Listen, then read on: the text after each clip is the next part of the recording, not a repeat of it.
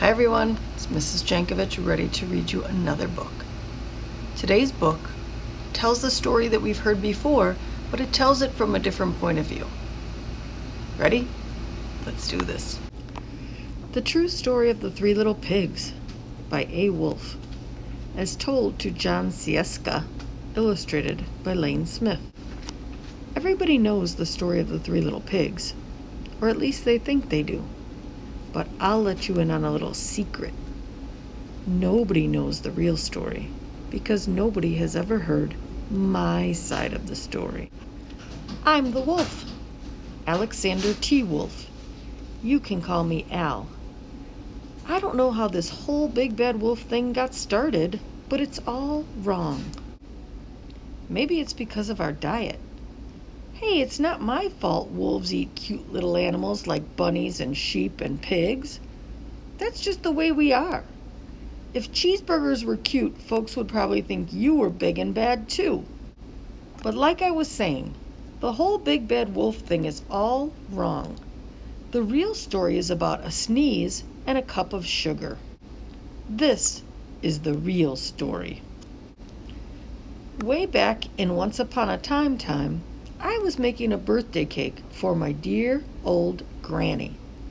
I had a terrible sneezing cold. I ran out of sugar. So I walked down the street to ask my neighbor for a cup of sugar. Now this neighbor was a pig, and he wasn't too bright either. He had built his whole house out of straw. Can you believe it? I mean, who in his right mind would build a house of straw? So of course, the minute I knocked on the door, it fell right in. I didn't want to just walk into someone else's house, so I called, little pig, are you in?" No answer. I was just about to go home without the cup of sugar for my dear old granny's birthday cake. That's when my nose started to itch. I felt a sneeze coming on. Well, I huffed, and I snuffed, and I sneezed, a great sneeze. And you know what? That whole darn straw house fell down. And right in the middle of the pile of straw was the first little pig, dead as a doornail. He had been home the whole time. It seemed like a shame to leave a perfectly good ham dinner lying there in the straw, so I ate it up. Think of it as a big cheeseburger just lying there. I was feeling a little better, but I still didn't have my cup of sugar, so I went to the next neighbor's house. This neighbor was the first little pig's brother. He was a little smarter, but not much.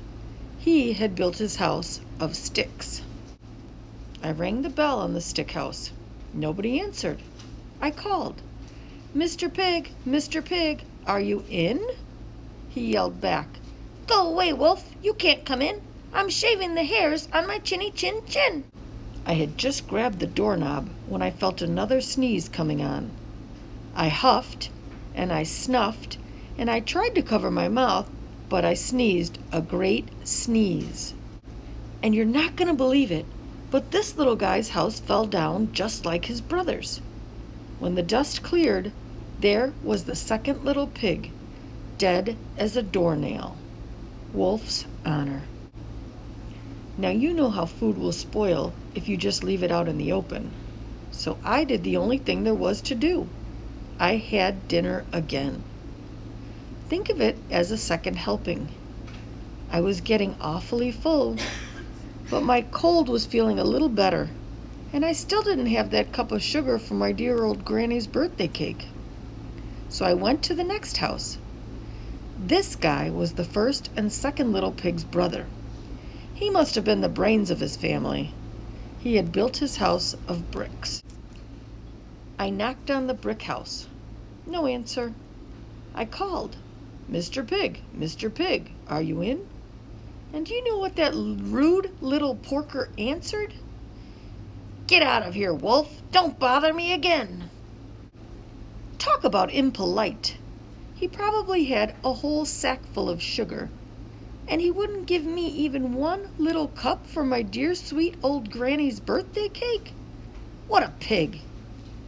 I was just about to go home and maybe make a nice birthday card instead of a cake when I felt my cold coming on. I huffed, and I snuffed, and I sneezed once again. Then the third little pig yelled, "And your old granny can sit on a pin!" Now I'm usually a pretty calm fellow, but when somebody talks about my granny like that, I go a little crazy. When the cops drove up, of course, I was trying to break down this pig's door, and the whole time I was huffing and puffing and sneezing and making a real scene.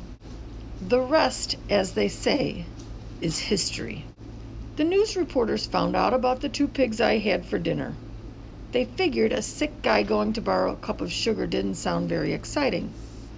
So they jazzed up the story with all of that huff and puff and blow your house down, and they made me the big bad wolf. That's it. The real story. I was framed. But maybe you could loan me a cup of sugar? Okay, so what did you think? Do you think that wolf is telling us the truth? Do you think he just went to borrow a cup of sugar for his dear old granny's birthday cake? I'm not so sure about that. We have to think about which story we think is true and which one we think is made up. All right, we'll talk about it soon. Bye-bye.